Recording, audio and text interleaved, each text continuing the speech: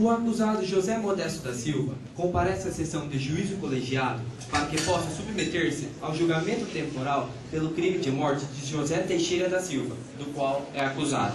A partir deste momento, estão instalados os trabalhos do júri, onde será submetido a julgamento o processo de número 1023, que trata de crime homicídio. Prestado o compromisso pelos jurados, será iniciada a instrução plenária quando o juiz-presidente, o Ministério Público, o assistente, o querelante e o defensor do acusado tomarão sucessiva e diretamente as declarações do ofendido. Se possível, inquirirão as testemunhas arroladas pela acusação. Para a inquirição das testemunhas arroladas pela defesa, o defensor do acusado formulará as perguntas antes do Ministério Público e do assistente, mantidos no mais a ordem e os critérios estabelecidos neste artigo. Os jurados poderão formular perguntas ao ofendido e às testemunhas, por intermédio do juiz-presidente. Não se permitirá o uso de algemas no acusado durante o período em que permanecer no plenário do júri, salvo se absolutamente necessário a ordem dos trabalhos, a segurança das testemunhas ou a garantia da integridade física dos presentes. O registro dos depoimentos do interrogatório será feito pelos meios ou recursos de gravação magnética, eletrônica, estenopia ou técnica similar, destinada a obter maior fidelidade e serenidade na colheita de prova. Eu vou anunciar o nome dos jurados e eu quero que, por favor, eles levantem quando o seu nome for anunciado. Comunica aos senhores jurados de que após o sorteio não poderão comunicar-se entre si ou com outrem, nem manifestar suas opiniões sobre o processo, sobre a pena de exclusão do conselho e multa no valor de 1 a 10 salários mínimos, de acordo com a condição econômica de cada um. A incomunicabilidade será certificada nos autos pelo oficial de justiça.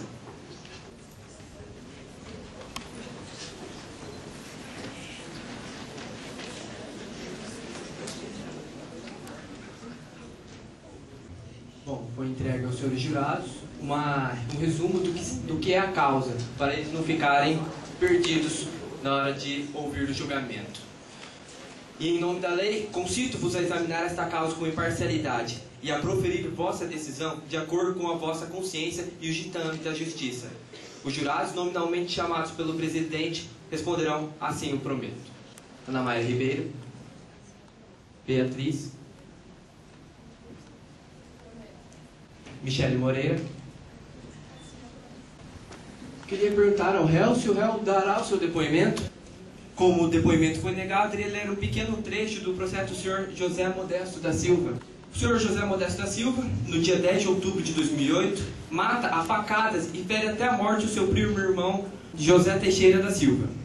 O réu confessa o crime entregando-se à polícia logo depois do crime. O motivo do crime foi que o réu, o senhor Márcio da Silva, devia dinheiro ao José e era amante de sua esposa. Ele descobriu que a vítima estava tendo relações com sua esposa e, para confirmar, seguiu o senhor Márcio até o estabelecimento e achou os dois. Logo depois, o réu saindo falando pelos ventos que iria matar seu primo por questão de honra a seus filhos e a sua esposa. Disse que sua esposa foi seduzida por seu primo irmão. Então, no dia 10 de outubro de 2008, o senhor José Modesto da Silva vai até a casa de seu primo e o mata a facadas, ferindo até a morte. Com a palavra agora eu deixo a promotoria para que dê suas considerações sobre o caso. Senhor presidente, que preside a essa instrução de julgamento de júri, senhoras e senhores jurados, meus pais. Um homem trabalhador, um pai de família, um filho amoroso, deixou de existir porque alguém aqui, bem à nossa frente, como acusado, matou, porque decidiu nunca mais ser humilhado. E por isso matou. Foram 3 facadas certeiras e terríveis no seu quase irmão. Isso mesmo que vocês estão escutando, meus senhores, no seu quase irmão. E esse homem tombou assustado, com tamanha violência inesperada de como eu já mencionei, do seu quase irmão. E nem mais um passo, pois acabara ali a sua vida. Senhores, estamos diante de um crime passional. Diante de um réu, confesso. Um homem que não se declara arrependido. Um vingador. Um daqueles que fazem aquilo que chamamos de justiça com as próprias mãos. Lei de Talião, para quem não conhece, olho por olho e dente por dente. As pessoas estão banalizando a violência, De tanto verem acontecer desgraça e mais desgraça, nada mais me surpreende, meus senhores. Senhores, não podemos deixar que as coisas caminhem por essa direção, porque quando menos esperarmos, essa lei da justiça com as próprias mãos acabará com nós, seres de bem, como eu e como vocês. Temos, quando está em nossas mãos, condenar. Então eu sugiro que nesse caso condenem. Condenem usando a caneta, o coração e a consciência. Não somos deuses e nem estamos acima do bem e do mal. Todos sabemos disso. O erro é humano. Mas errar e julgar-se correto, meus senhores? Errar e não perceber que errou, penso eu, no mínimo, de se tratar de uma aberração extra-humana. Podemos, até levados pela emoção, pelo desvario insano, cometer alguma loucura. Mas nós temos um momento em que a consciência e a razão vêm nos visitar e nos põem em alerta.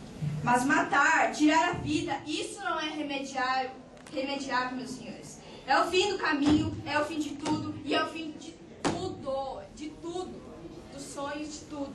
E qual o direito tem um homem igual ao seu semelhante? Cada um de nós carrega os seus problemas e saímos e traumas. Como eu sei, senhores jurados, que vocês têm o seu. E a gente sai por aí matando. Não saímos. Caso contrário, a lei vem nos cobrar. Por isso, desde já peço a pena máxima para o réu. Que ele amargue e desfrute de sua vingança bem longe das pessoas de bem, até que lhe volte a razão e ele tente pagar atrás das grades, meus senhores. Porque uma pessoa sem controle emocional desse porte, meus senhores, não dá para prever os seus atos. E antes que ele haja, nós temos de agir a favor da sociedade lá fora que clama por justiça. O que vocês vão falar para a sociedade lá fora, clamando por justiça? Vamos fazer com que ele pague caro o seu erro ao ver por muitos e muitos anos o sol nascer quadrado. Cara colega promotora, a doutora Caroline Curtolo, senhores jurados, todos aqui reunidos, cumprimos hoje a mais uma difícil missão. Senhores jurados, não estive ontem, não estou hoje e não estarei amanhã com os violentos. Advoguei, advogo e advogarei sempre contra eles. Não conheço relações nem conveniências que me obriguem a estar a seu serviço. Eu não faço uma defesa leviana. Defendo de acordo com a minha convicção. Defendo o que acredito. Defendo a verdade.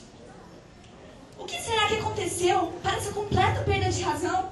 O que levaria um homem considerado honesto e pacato a assassinar o seu quase meio-irmão? Por que a desgraça se abateu sobre um lar infeliz?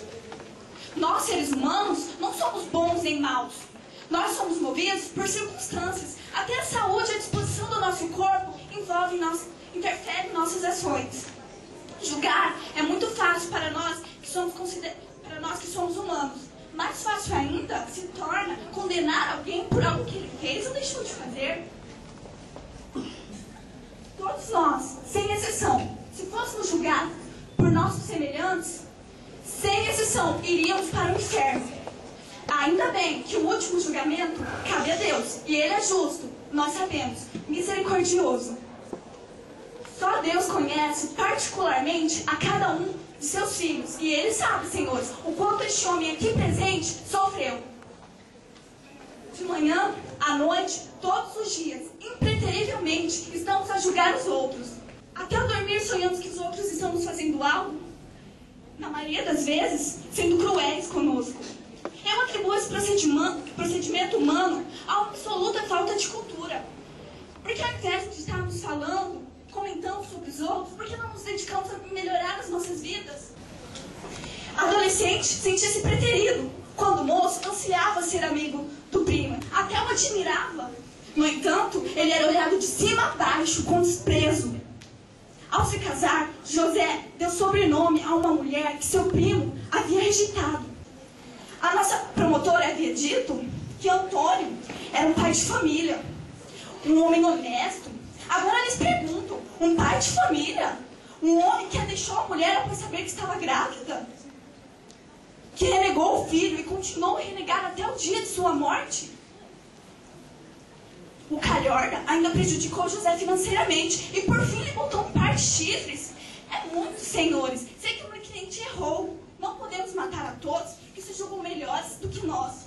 Mas pensem que há atenuantes para seu ato de desespero. Por favor, votem com misericórdia em alguém tão sofrido. A acusação poderá replicar e a defesa poderá triplicar, sendo admitida a requisição de testemunhos já ouvida no plenário. Nada justifica a violência de um assassinato. O homem agride e deseja exterminar de perto de si aquele que o incomoda? O mundo se torna pequeno demais, pelo menos naquele momento em que o ser humano injuriado pensa que não dá mais para viver no mesmo planeta do que o seu opressor? Porém, nós, seres humanos e humanizados, não devemos dar valor à barbárie, não devemos deixar levar pelo ressentimento. Afinal, somos civilizados e educados desde pequeno para isso não ocorrer. Caso contrário, a justiça seja feita. E ela está aqui para ser feita hoje. Nada justifica o assassinato. Volto a repetir. Devemos punir aquele que tira a vida de outra pessoa. A promotoria sabe que é atenuante, minha cara defesa. A própria lei maiores prevê. No entanto, onde está previsto aquilo que atenua a perda? E onde está previsto o mau exemplo não seja imitado? A dor que ficou doída, a falta que fez um pai de família, ou a falta que fez um filho para sua mãe, já idosa e doente, meus senhores. Lhe pergunto eu, além do que mais, não existe atenuantes para alguém que premedita um crime. Espera a vítima sofra com descendência a dor e o ardor do aço fio do punhal a rasgar no peito. Deixo minhas considerações para que os jurados reflitam sobre elas e que ninguém compactue a violência que tanto desumaniza o homem. Muito obrigada. Então, aqui entra a primeira testemunha. Senhora Maria Márcia. Dona Márcia Maria, há quanto tempo a senhora conhecia o acusado? Mais ou menos 11 anos. Que entra a segunda testemunha.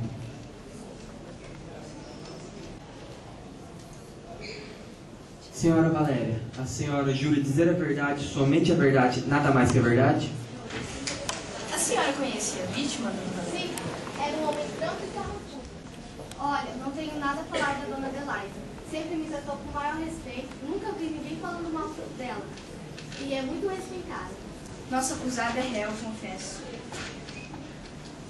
Meritíssimo, eu me dou por satisfeito e passo a fazer minhas considerações. Senhores membros do Conselho de Sentença. Senhores, não há como justificar um crime. Não se apaga um homem e sua história na vida real. A vida não é um jogo de computador, onde eu posso matar o bandido e desligar o aparelho. Quando ligar o aparelho de novo, tudo vai estar lá. Vejo no acusado um homem de temperamento fraco. Nunca se impôs perante o primo, quiçá perante ninguém.